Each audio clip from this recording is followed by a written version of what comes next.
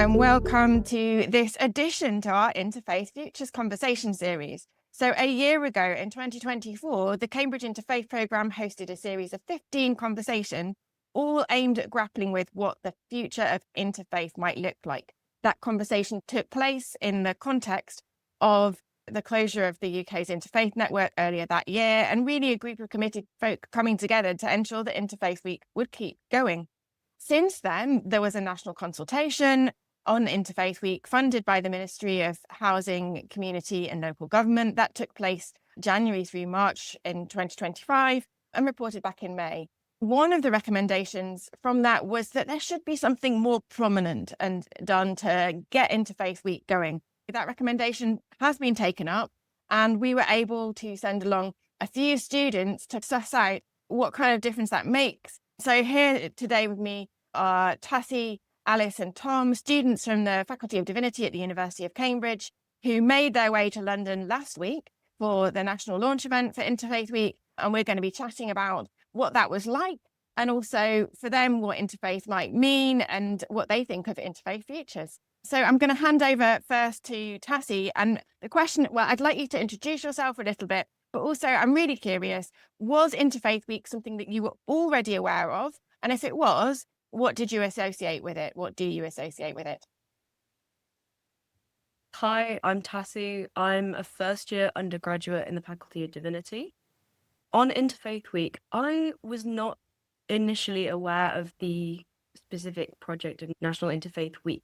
I was aware of the wider Interfaith project, but not this one specifically, and not the specific aims of these.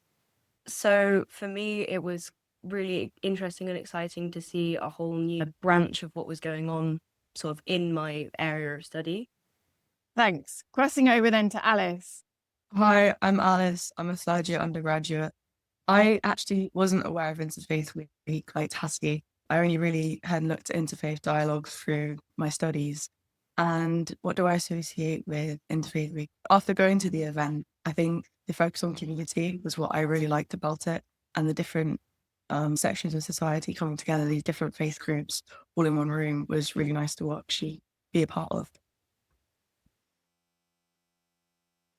Thanks, Alice. And Tom?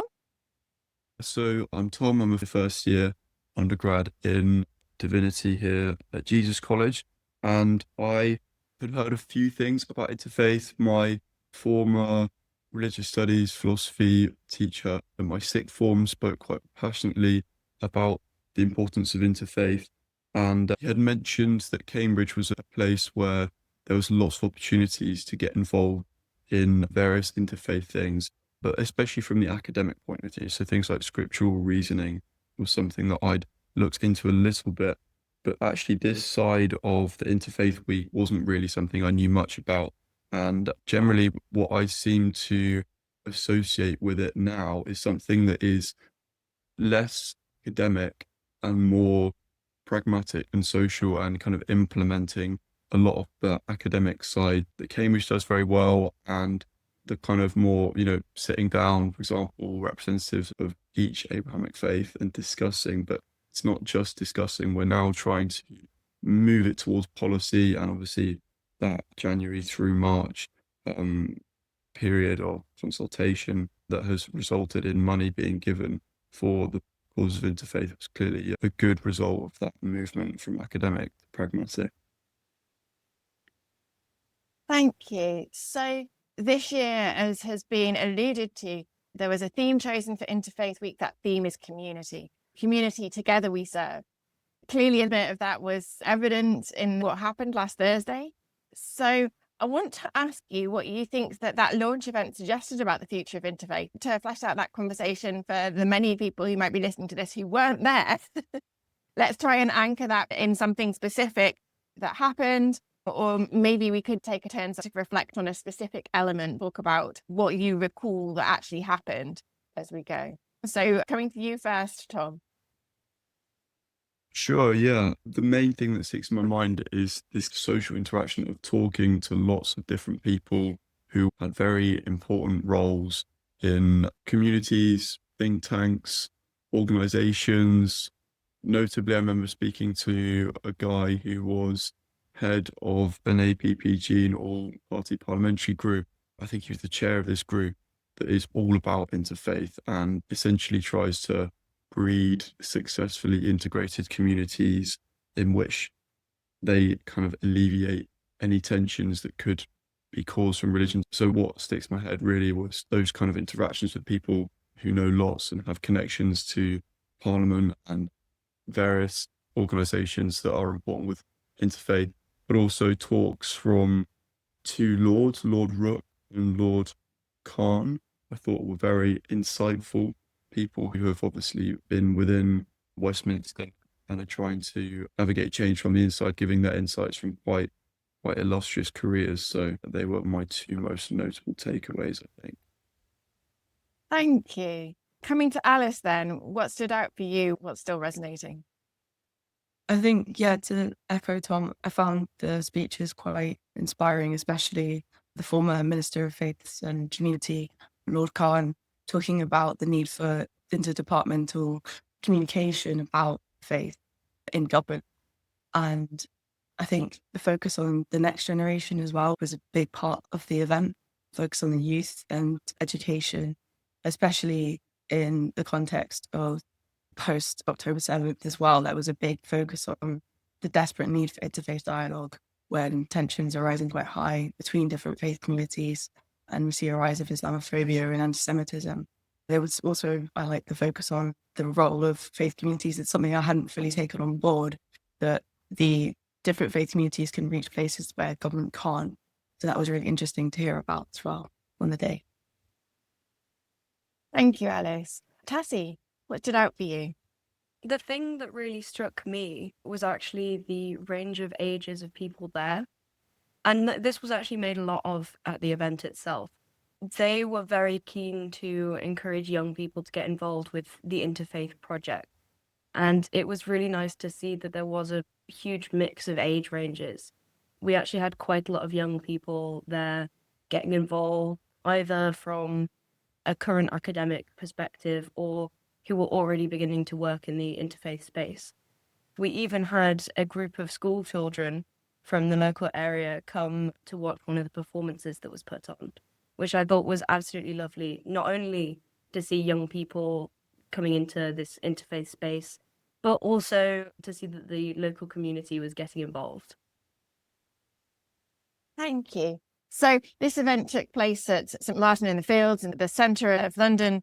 In the introduction, so we had the Right Honourable Miata Farnborough, who is now the person holding the brief, the Minister of Faith, and she spoke back to an event that had taken place there about 18 months previously in the run-up to the general election, where there had been a hustings that was run on an interfaith basis, so an interfaith conversation about what was wanted from the next government. And at that hustings, there was an open letter being launched that was addressed to the government saying there should be more space for faith communities to be involved with policy, because in situations, often in crisis situations, so in Grenfell, during the pandemic, it was very evident that faith communities had a capacity to step up and step in where government itself would otherwise have fallen short. And so then a demand in that letter to say, look, recognise us as partners, recognise us as people that can work with government and can think with government to address some of the kind of challenges that come up in society. And Alice, as you've alluded to,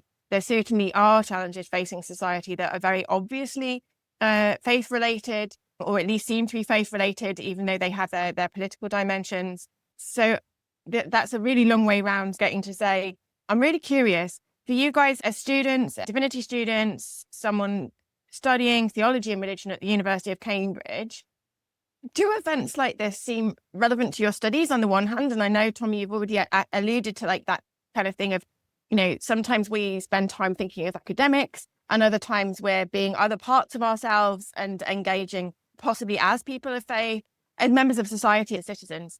So do events like this seem relevant to your studies and what you might hope to do next, whether that's professionally, more broadly? Obviously, asking first-year students to think that far ahead, I know could be challenging, but I'm just really curious, why was this something you wanted to go along to, and how do you see your future alongside Interfaith Futures?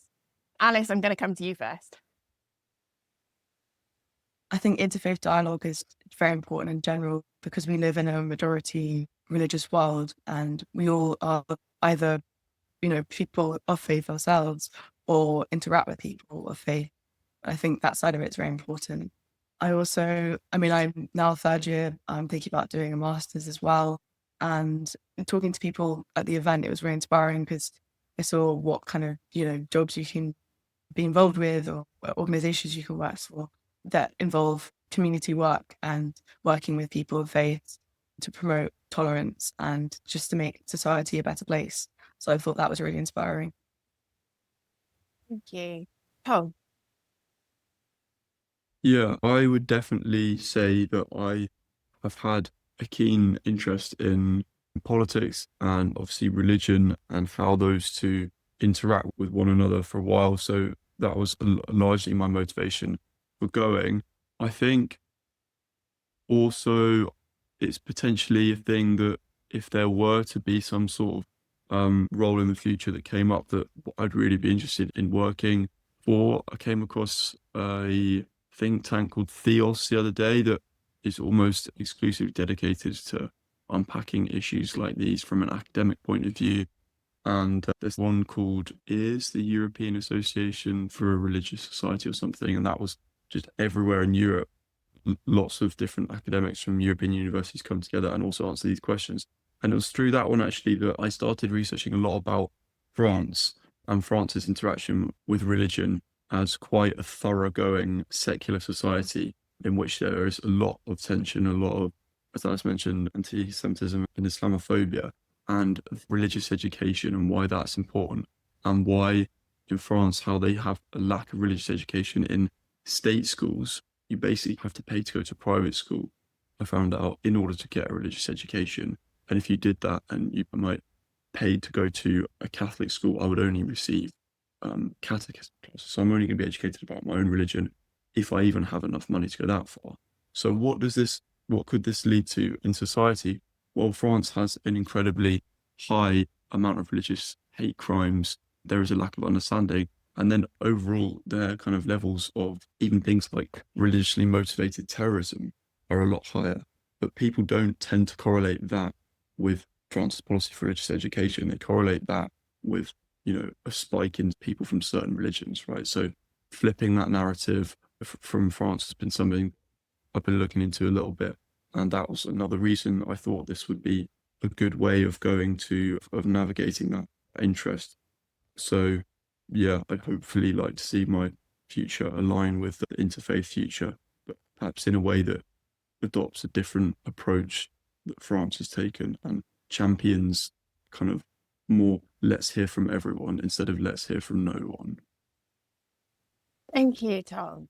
Handing then to Tassy. Yeah, so a lot like Tom, I'm very interested in politics and policy, especially around faith. And I found it incredibly interesting to, listen to everybody who's working as a politician, either in the Lords or in the Commons and in the civil service, to hear about the work that they were doing.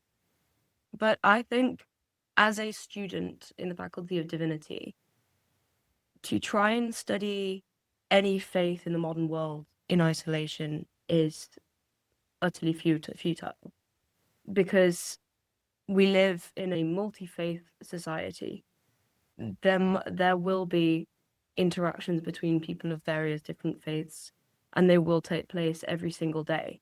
So to just ignore the issue of interfaith work entirely in your academic studies, I feel like misses an entire key part of what religion means today.